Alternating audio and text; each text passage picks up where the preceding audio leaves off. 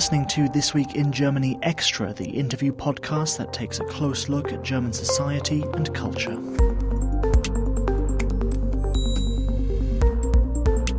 In this episode, I speak to Georgia Herlt, the Deputy Director of the Goethe-Institut in London. We talk about the origins of the German language and why people today should be interested in learning German. If you want to access a culture, you have to know something of the language. If you don't know any bit of the language, you don't really have access to another culture. All that and more on the subject of the German language coming up in this episode of This Week in Germany Extra.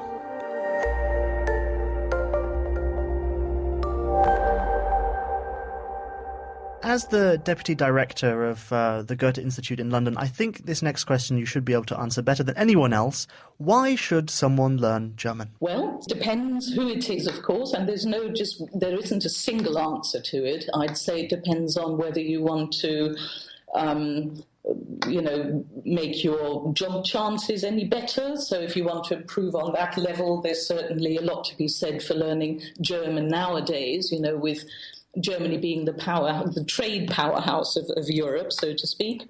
You could, if you're interested in the culture or in philosophy and music and in the arts, that would be another reason to learn the language, because you'd have direct access to all this. One myth that I came across when I was learning German is someone said to me, well, Germany is a very modern and advanced country. Doesn't everyone there already speak English? Why should I learn German if everyone speaks English there already? Well, it's the whole thing about if you want to access a culture, you have to know something of the language. If you don't know any bit of the language, you don't really have access to another culture. I think that would be the driving element of it all. The difficulty, of course, for Britain and possibly, in a way, America as well, since you mentioned the USA, is, of course, that you're not surrounded by other languages immediately, because in Britain, obviously, you have the sea, you look at one end, you've got Ireland, you look even further, you have the United States, and you really need to go to the continent in order to experience this. In Germany, I think the difference is that because we have 9 countries surrounding us, we know that as soon as we pop across to the north, we have Danish, and one realizes the usefulness of knowing the language. I think this is one element that is obviously geographically based and does have more of a role to play than one sometimes imagines. But of course, at the same time, with English being the lingua franca, of course, the usual argument, you are not as inclined to learn other languages, like, say, small countries or like the Scandinavian countries that reach out, and learn other languages because their own language is such a small one. And, of course, in Britain, United States, and so on, you don't have this problem. And in a way, it makes it more difficult to experience this sort of wonderful aspect of when you do liaise in a foreign or in a different language, how good it feels as well, in terms of, personal relationships as well. And if someone decides that they want to learn another language, isn't German a really difficult language to learn? I know that it has this kind of reputation, and it's not for any German to say, oh, no, it's not difficult. On the other hand, it's a matter of how you teach it. If you teach it without overloading with grammar at the beginning, then I think it is just as learnable, that's a German word, by the way, as any other language. And also because because I work here in the UK, obviously I have the perspective of the UK more than of the other countries at the moment. And I'd say, the similarities are there. Also, the links between Germany and Britain are so strong that it does make sense for people here to learn German, more than, say, other languages which don't have such a, either by, trade-wise, not the same kind of closeness, or even generally in distance-wise, yeah? That's something I think that one needs to consider as well. Coming back to your original question at the beginning, when you have a language that has the same root, you can actually start with those kind of similarities, which does make it a lot easier to access the so-called other language.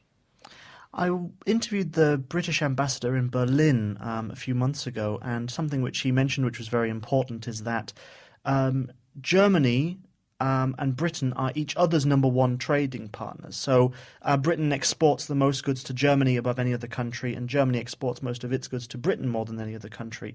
And I think that alone is a very good reason, as you mentioned, trade, a very good reason for us to learn each other's languages.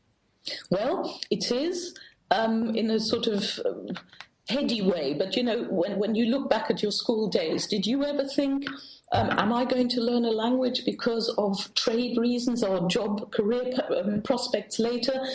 As a youngster, I think you have so many other things floating around in your head that you might not go by these sort of considerations of what is best for me. Although I would agree that parents are more likely to see it that way, but take Britain as an example, that is certainly at the moment not the case. The case is that because French is the traditional language to learn, and parents would be more likely to have been exposed to that, they say to their children, for performance reasons, stick with French. Yes, but I think also then the argument for the trade purposes then brings in the idea of that the government in the UK should promote German more as a language to learn. And then I think when you are an adult and you're deciding to what you should do, in a kind of strategic way, then that's a good reason to choose German. So yes, it's different for children than it is for adults as to why you should pick a certain language above another. But I still think there's good reasons for both. Yes, I think you're absolutely right on that level. And I don't think anyone would turn around and say, oh, no, it's not the case. But when you look at the system of, especially at schools, you have to see how all these things are rated, because you have performance tables in the UK, and traditionally schools that have a strong emphasis on languages tend to perform less well than schools that have less languages. There's no incentive really for schools to expand on languages. This is at the moment how things stand, and which is why languages are being pushed back more and more. And in Key Stage 3 and 4, meaning those middle years and then the years leading to A-level, more and more students are allowed to discontinue with languages. So let's say you've made the decision to learn German, for whatever reason it might be. Maybe someone in your family, maybe in the past, maybe currently is German. Maybe you decide that it's a great place for your career. Berlin is a big tech city, for example, so a lot of tech people come here from America and the UK and other countries as well. Or perhaps you want to do your research or PhD in Germany, which is another very common reason to come here. So you've got that in mind. Then how do you go about learning and practicing German?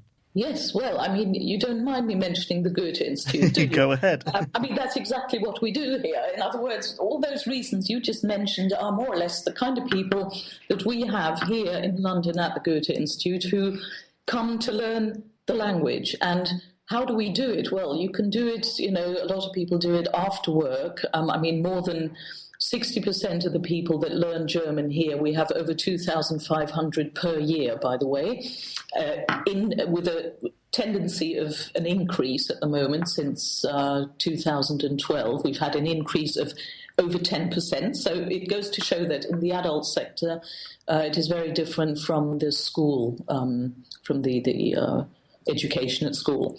The people come here and they would learn according to whatever pace they want. So if they are actually doing this to further their careers, they might be at work all day, so they come in the evenings, do an evening course either once a week, or they can also do immersion courses, which is like 6 hours every Saturday, or intensive courses just for 2 weeks.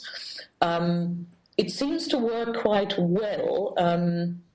If people are motivated to learn a language, I'd always say, and you have good teachers, obviously, the quality of the teaching has got to be good, which means using a lot of different methods and making it really interesting and real, more like real life rather than straight from a book back into the booky kind of thinking, then this works very well. And I must say that the majority of people that start learning the language here do finish the courses and continue. And we have quite a high percentage of people who go through, say, 3, 4, 5 courses. And finally, this might be a bit of a strange or difficult question to answer, but in your experience, is it difficult to convince English native speakers or a person who already speaks English and is looking to learn another language to learn German rather than other languages which are out there, such as Spanish? Because Spanish might be very popular because of the amount of people who speak it and also the warmer climate as well.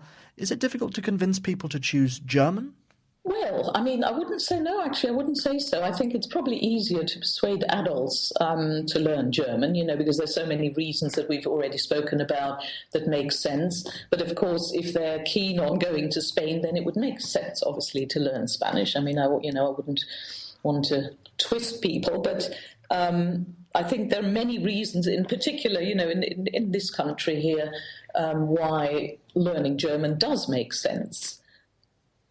But, all I can say is in the adult sector, you can see that there are more and more people learning the language also at university, but not Germanisten or, students of the German language, but those that do some other subject. And then along with the other subject, they would learn German. And there's an increase there as well. So I think there's a kind of realization or perception now that what you really need is, you need to be a specialist in any field, be it especially, say, engineering, and then if you have German along with that, you've got it made, so to speak.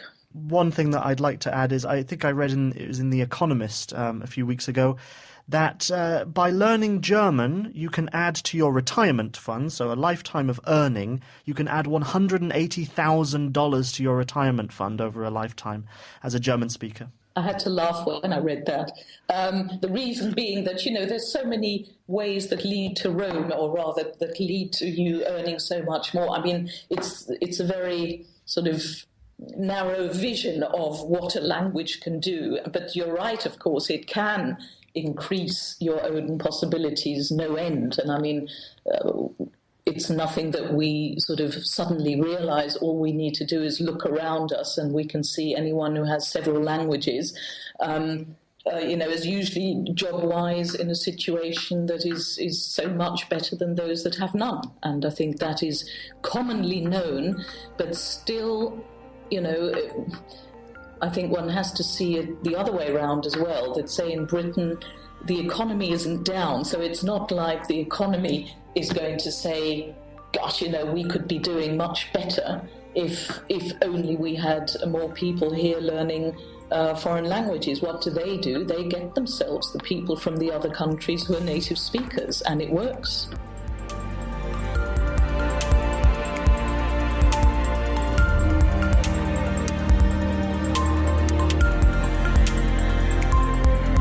That was Georgia Herlt speaking. She's the Deputy Director of the Goethe-Institut in London.